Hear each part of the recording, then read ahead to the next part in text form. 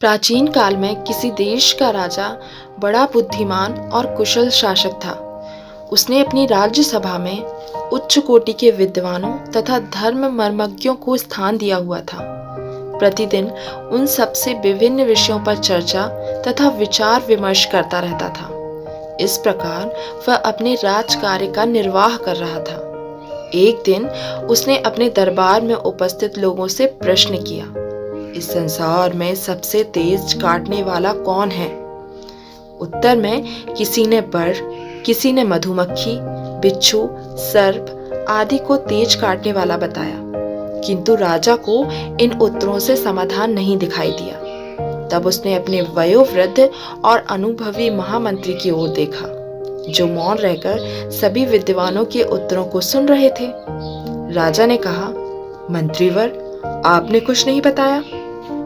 मंत्री बोले, राजन, मेरे विचार में विषधर जीव जंतुओं की अपेक्षा सर्वाधिक तेज काटने वाले दो प्रकार के मानव होते हैं, निंदक और चाटुकार।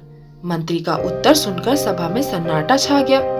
राजा सहित सभी की प्रश्नमय दृष्टि को देखकर अपनी बात को स्पष्ट करते हुए मंत्री जी ने कहा, राजन, ईर्ष्या और द्वेष आदि की विष से भरा हुआ निंदक मनुष्य को पीछे से काटता है, जिसके प्रभाव से आत्मा तिलमिला उठती है, और दूसरा चाटुकार व्यक्ति हितैषी बनकर अपनी वाणी से खुशामद का मीठा विष भरकर सम्मुख से ही व्यक्ति के मन में उतरता है।